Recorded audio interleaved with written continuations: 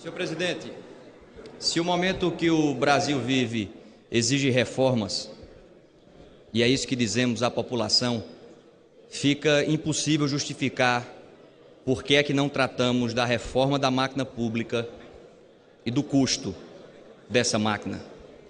Se o remédio é amargo, mas é preciso tomá-lo, fica difícil compreender por que é que o trabalhador rural tem que tomar esse remédio e o político não. Porque muitas vezes, senhor presidente, quando um filho está doente, o pai ou a mãe, antes de dar o remédio amargo ao filho, toma um pouco desse remédio para dizer que está junto e encorajar o filho a enfrentar a dificuldade. A diferença no nosso caso, nessa nossa insistência de não tratar da reforma da máquina pública, são duas. Primeiro é que o pai toma o remédio estando saudável. E a principal doença está aqui. Depois, é que não é o povo que tem que obedecer aos políticos. Somos nós, políticos, que precisamos obedecer ao povo. E aí a gente vai dando sinais à população que não vai ser tratado isso, da reforma da máquina pública, e a população não aceita mais. E aí a gente vai achando que o tempo que vai resolver e acalmar o país, e não vai acalmar. A gente precisa tratar de temas que beiram a obviedade da exigência da população para que a gente dê uma resposta. Falar do auxílio moradia. Auxílio moradia, senhor presidente, deve existir para quem não tem onde morar. Auxílio alimentação deve existir para quem não tem o que comer.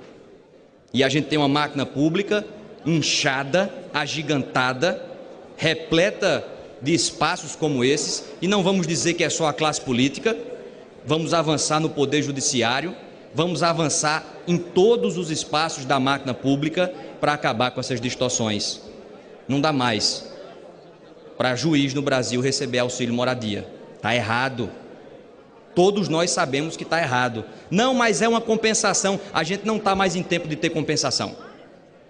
Não cabe mais compensações. É preciso ter uma mudança radical em direção daquilo que é correto. Não adianta mais puxar um pouquinho para cá, um pouquinho para ali. Não dá mais. E é esse embate.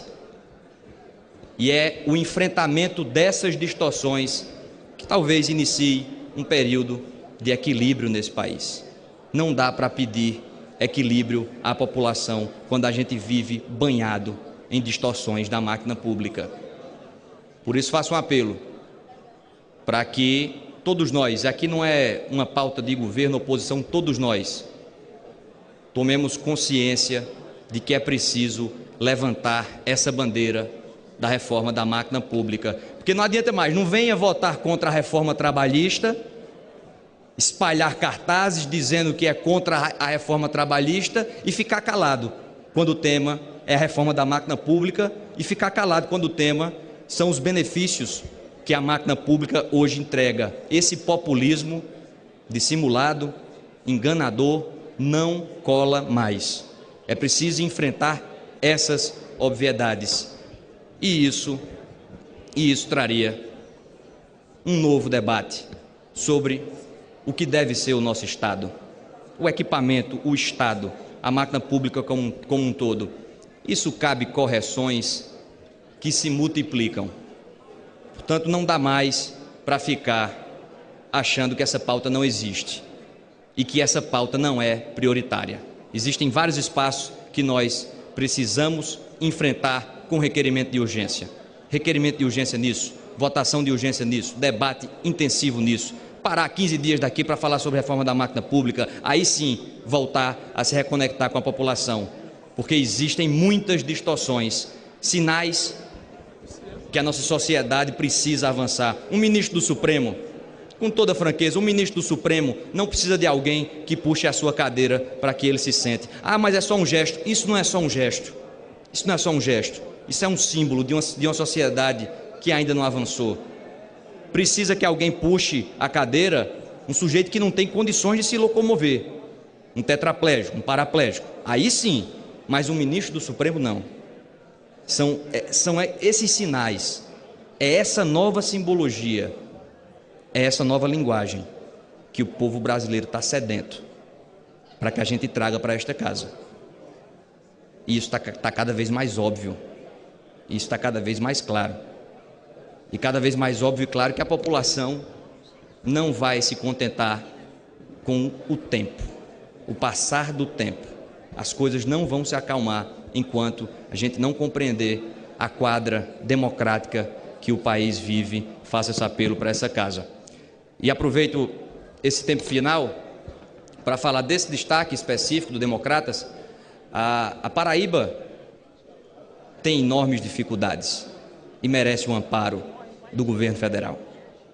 Sei que o deputado Pedro Paulo, pelo esforço que fez e abertura no debate que teve, sensibilidade federativa que teve, sabe disso. Portanto, o que faz um paraibano votar nesta matéria, e voto com a convicção que existe uma federação que não pode ser simplesmente ignorada, mas o que faz um paraibano votar essa matéria são as contrapartidas. Não tem como dar um amparo para um Estado sem exigir contrapartidas e não dar amparo para um outro Estado que também precisa. Senhores deputados e senhoras deputadas, essa é uma das contrapartidas mais óbvias que o projeto traz.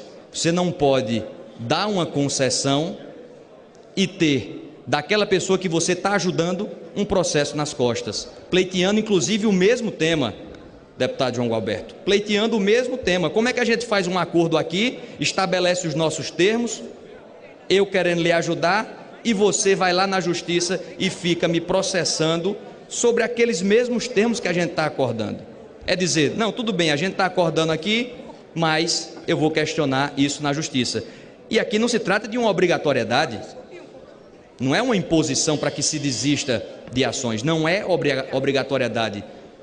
Um dos nortes desse processo é a faculdade de escolha, é a faculdade que o Estado terá para aderir ou não a esse programa. Portanto, é preciso haver sim contrapartidas e é preciso aprovar esse destaque. O PSDB orienta sim com a convicção que a nossa federação tem outros estados que também precisam desse amparo. E se não houver contrapartidas, não faz sentido aprovar essa matéria.